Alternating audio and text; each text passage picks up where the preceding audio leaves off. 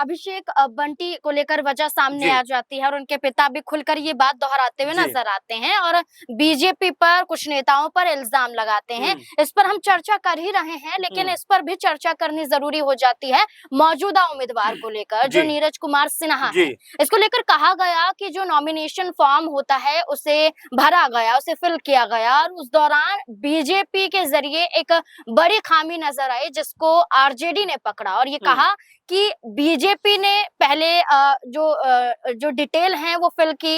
इसमें पहले वो ये लिखते हैं कि जो नीरज कुमार सिन्हा है, उनका जो जन्म हुआ है वो 3 जुलाई 1994 में हुआ है। और फिर वो उस फॉर्म में ये भी लिखते हैं जानकारी के तहत कि जो नीरज कुमार सिन्हा हैं वो 2006 में भारतीय जनता पार्टी के साथ जुड़ गए। तो उनका कहना है कि अगर 2006 में वो बीजेपी के साथ जुड़े हैं तो क्या 12 साल की उम्र में ही उन्होंने बीजेपी ज्वाइन कर ली थी, और हुँ, ये हो कैसे सकता है। हुँ, सिर्फ इतना ही नहीं बल्कि हुँ, इसको करेक्ट भी किया गया, वहां हुँ, 2006 में जो बीजेपी में शामिल हुए इस लाइन को हटा दिया जाता है और ये हुँ, कहा जाता है कि ये कोई बड़ी वजह नहीं है, हुँ, ये सिर्फ लिख लिया गया और ऐसे हटा दिया गया, हुँ, बीजेपी नेताओं के जरिए कहा गया। हुँ। लेकिन क्या ये एक बड़ी वजह बन सकती है कि जी। वो नॉमिनेशन करने जाएं, हुँ। फॉर्म देने जाएं और वहीं उनका नाम रद्द हो जाए? क्या लगता है? देखिए, बिल्कुल ज़ाहिर बात है कि जब आप गलत हुँ, इन्फॉर्मेशन भरेंगे, हुँ, सही तरीके से हुँ, फ़ॉर्म को नहीं भरेंगे, तो हमने कई दफ़ा देखा है जब चुनाव पत्र या नामांकन पत्र जो होता है वो रद्द होता हुआ दिखाई हुँ, पड़ा है। तो क्या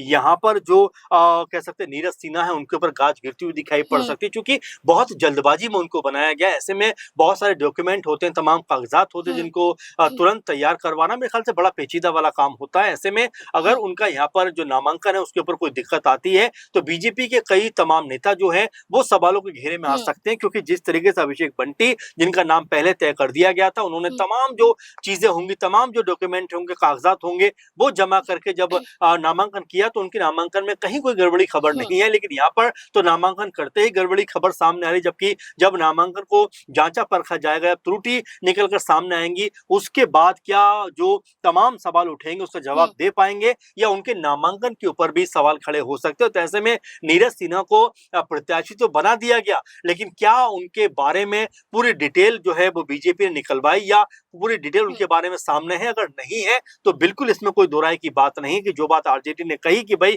क्या हुँ, 12 साल में आपने बीजेपी ज्वाइन कर ली, क्या आपने महज 12 साल में बीजेपी के सदस्य आप बन गए, तो इस तरह बिल्कुल। के सवाल उठते हुए दिखाई पड़ेंगे। लेकिन जिस तरीके से शुरुआत हम कर रहे थे कि हुँ, अभिषेक बंटी को लेकर हम बात कर रहे थे कि जिस तरह से उनके साथ में बड़ा हुँ, खेला हुआ है, तो क्या अब उनके समर्थक और यहाँ पर रविंद्र प्रसाद जो खुलकर ये बात कह रहे हैं कि बीजेपी के नेताओं की तरफ से हुँ, उनके बेटे का चुनाव जो नामांकन है वो जो वापस करवाया गया है, इसमें पर्दे के पीछे कई बड़े लोग